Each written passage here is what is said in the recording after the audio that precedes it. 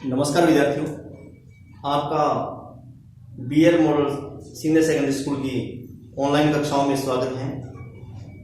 हम कक्षा 10 में हमारी जो पाठ्य पुस्तक है हिंदी की क्षितिज, उसमें हमारा जो 8वां अध्याय है सुभद्रा कुमारी चौहान द्वारा जो रचित कविता है झांसी की रानी, तो उसका हम अध्ययन कर रहे हैं। पहले हमने जो अध्याय 7 तक का अध्ययन कर चुके हैं हम, जो हमारे काव्यखंड में से है। तो आज जो हम सुभद्रा कुमारी चौहान द्वारा रचित जो रचना है उनकी, जो हमारे पाठ्य पुस्तक में संकलित है झांसी की रानी, तो उसका हम अध्ययन कर रहे हैं। तो उससे पहले जो कवित्री हैं उनका परिचय थोड़ा हमें ध्यान होना चाहिए। तो पहले इनका जो परिचय है कि वीरस के एकमात्र हिंदी कवित्री श्रीमती सुभद्रा कुमारी चौहान का जन्म, और वीरस में जो इनकी रचना लिखी झांसी की रानी वो वीर रस में लिखी गई है, और ये एकमात्र हिंदी कवित्री हैं श्रीमती सुभद्रा कुमारी चौहान, जिनका जन्म 1904 में प्रयाग जिले के निहालपुरा गांव में हुआ था। आपने असहयोग आंदोलन में अपनी मुख्य भूमिका निभाई थी। उन्होंने प्रयाग से शिक्षा ग्रहण की और अनेक बार जेल गई। अब इन्होंने स्वतंत्रता जो आंदोलन था हमारा, तो उसमें भी बढ़ चढ़कर हिस्सा लिया है। उन्होंने अपने विद्यार्थी काल से ही कविता लेखन किया। आगे चलकर उन्हें झांसी की रानी कविता से विशेष ख्याति प्राप्त हुई। अब झांसी की जो रानी कविता है इनकी, तो इनसे इनको काफी ख्याति प्राप्त हुई थी। इन्होंने कविता के क्षेत्र में ही अनेक नहीं बल्कि गद्य जो क्षेत्र है, गद्य के क्षेत्र में भी अनेक रचनाएं लिखी हैं, अपनी लेखनी चलाई है। कर्मवीर आपकी कविताओं का प्रथम संकलन है। अब कर्मवीर जो है वो इनकी जो कविताएं हैं उनका प्रथम संकलन है। इसके अतिरिक्त पारिवारिक कविताएं यथा वात्सल्य प्रेम, पति प्रेम की भावना से अनुप्राणित हैं। बिखरे मोती उनका प्रसिद्ध कहानी संग्रह है। बिखरे मोती तथा मुकुल कविता संग्रह पर इन्हें हिंदी साहित्य सम्मेलन का सेक्सरिया पारितोषिक मिला। अब इसमें इनकी जो रचना है बिखरे मोती और मुकुल कविता संग्रह है इनकी, तो इस पे इनको हिंदी साहित्य सम्मेलन का जो सेक्सरिया जो सब पारितोषिक है वो प्राप्त हुआ था।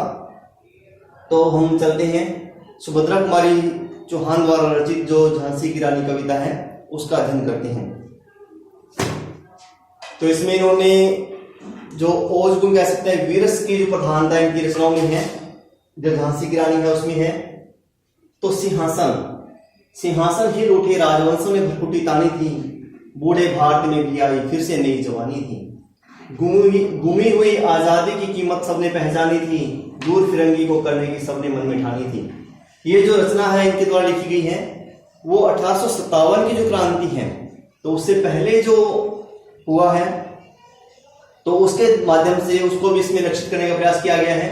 और किस प्रकार से झांसी की रानी जो लक्ष्मीबाई हैं, तो उन्होंने जनमानस के अंदर किस प्रकार से अंग्रेजों के खिलाफ, अंग्रेजी ब्रिटिश शासन के खिलाफ जो है एक नई ऊर्जा जो है, क्रांति जो जगाने का प्रयास किया है, तो उसी को अपने शब्दों के माध्यम से कवित्री ने अभिव्यक्त किया है। और सुभद्रा कुमारी चौहान जो है इनका जन्म 1904 में हुआ है, अर्थात कि जिस समय इनका जन्म हुआ है तो उस समय हमारा जो देश है भारत है वो ब्रिटिश शासन का अधीन था, और हर तरफ जो है अंग्रेजों से हर कोई त्रस्त था। तो इन्होंने असहयोग आंदोलन में भाग लिया है, अन्य जो आंदोलन है उनमें भाग लिया है, और अनेक बार ये जेल भी गई हैं।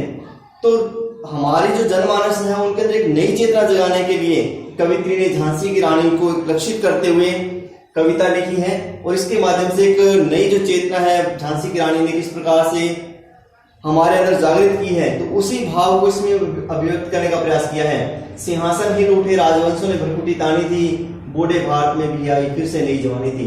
अब बूढ़ा भारत, अब इसमें मानवीय कण अलंकार का प्रयोग किया गया है, क्योंकि भारत को बूढ़ा बता दिया गया, इसे मानव रूप में लक्षित किया गया है। बल्कि भारत एक भूभाग है, एक देश है, जबकि यहाँ पे बूढ़े के रूप में इसको लक्षित करते हुए एक मानव के रूप में लक्षित किया गया, तो यहाँ पे इसमें मानवीय कण अलंकार भी है। तो सिंहासन ही लूटे। अब 1857 की जो क्रांति है, तो उसमें जो सेना ने विद्रोह किया, तो उसके कारण से जो ब्रिटिश शासन जो था उसके सहयोगी जो सिंहासन थे यानी कि जो राजा थे, तो उनके सिंहासन भी ही लूटे। जब लोगों के अंदर जागृति आई, चेतना आई, राजवंशों ने भरकुटी तानी थी और उस संग्राम को दबाने के लिए जो राजवंश थे, जो राजा थे, तो उन्होंने भी भरकुटी तान ली थी। और कई जो राजवंश हैं, जो राजा थे, जो राजदरबार थे, तो उन्होंने भी अंग्रेजी शासन को जड़ से उखाड़ लेने के लिए भरकुटी तान ली थी, क्रोध में आ गए थे। बूढ़े भारत में भी आई फिर से नई जवानी थी और ऐसे लग रहा था कि जैसे जो बूढ़ा भारत है, अर्थात बूढ़ा भारत मतलब कि पहले जो जर्जर अवस्था में है, अपने आप को ऐसा है समझने वाला भारत जो है, तो उसके अंदर भी एक नई जो जवानी है वो आ गई है। गुमी हुई आजादी की कीमत सबने पहचानी थी और जो जनमानस था उसने भी अपनी जो गुमी हुई, जो खोई हुई आजादी है उसकी कीमत को पहचान लिया था। और जिसके कारण से हर किसी के मन में दूर फिरंगी करने की सबने मन में ठानी थी, जिसके कारण से हर किसी ने फिरंगी का आगे ब्रिटिश जो अंग्रेज थे उनको दूर करने की सबने अपने मन में ठान ली थी। और वे हर प्रकार से चाहे अपने प्राणों का बलिदान करके ही क्यों ना हो, तो इस आजादी को पाने के लिए हर कोई तत्पर था। चमकोठी सन 57 में वह तलवार पुरानी थी, बुंदेले हर बोलों के मुंह में हमने सुनी कहानी थी, खूब लड़ी मर्दानी वह तो झांसी वाली रानी थी। अब इसमें चमकोठी सन 57 में, अब सबसे पहले 1857 में विद्रोह हुआ है, उससे पहले विद्रोह होते रहे हैं, लेकिन 1857 का जो विद्रोह है वो एक ऐतिहासिक विद्रोह था, जिसके कारण से पूरे भारत के अंदर एक नई क्रांति जो है वो जागृत हुई थी। तो ऐसे लग रहा था कि जैसे जो तलवार पुरानी हो चुकी थी, अर्थात जो राजा थे जो अपने देश के लिए युद्ध कर रहे थे, तो जिनकी तलवारें पुरानी हो चुकी थी, अब उनमें भी एक तलवारों में, इन पुरानी तलवारों के अंदर भी एक नई चमक आ गई है और वे हर प्रकार से अंग्रेजी सत्ता को खत्म करने के लिए संकल्पबद्ध हो चुके हैं। बुंदेले हर बोलों के मुंह है हमने सुनी कहानी थी। अब बुंदेले हर बोले मतलब कि वहां के जो कवि चारण कह सकते हैं बुंदेलखंड के, तो उनके मुंह से हमने यह कहानी सुनी है कि खूब लड़ी मर्दानी में तो झांसी वाली रानी थी, कि जो झांसी वाली रानी थी वह मर्दों के समान एक मर्दानी वीरत्व की परिचायिका जो लक्ष्मीबाई हैं, तो वह खूब लड़ी थी और उन्होंने हर प्रकार से अंग्रेजी शासन का विरोध किया था। कानपुर के नाना की मुंह बोली बहन छबीली थी, लक्ष्मीबाई नाम पिता की वह संतान अकेली थी। अब इसमें कानपुर के जो नाना साहब थे तो उनकी मुंह बोली बहन थी और जिसका नाम छबीली था। अब नाना साहब इनको झांसी की रानी यानी कि जो लक्ष्मीबाई है, इनका वैसे नाम मनु था, तो इनको छबीली कहकर भी पुकारते थे। लक्ष्मीबाई नाम पिता की वह संतान अकेली थी। अब इनका जो नाम है लक्ष्मीबाई था झांसी की रानी का, और यह अपने पिता की अकेली संतान थी, इकलौती संतान थी। नाना के संग पढ़ती थी, वह नाना के संग खेली थी, बर्छी ढाल कृपाण कटारी उसकी यही सहेली थी। अब इसमें हम देखते हैं कि बचपन के अंदर जो बालिकाएं खेलती हैं, बच्चे खेलती हैं, तो उनका खिलौने जो है मुख्य जो है वो गुड़िया हो गई या किसी अन्य प्रकार के खिलौने रहते हैं। लेकिन इसके खिलौने क्या थे, इसकी सहेलियां कौन थी? वे थी बर्छी ढाल और कृपाण कटारी, ये सभी सहेलियां थी, नाना के संग पढ़ती थी।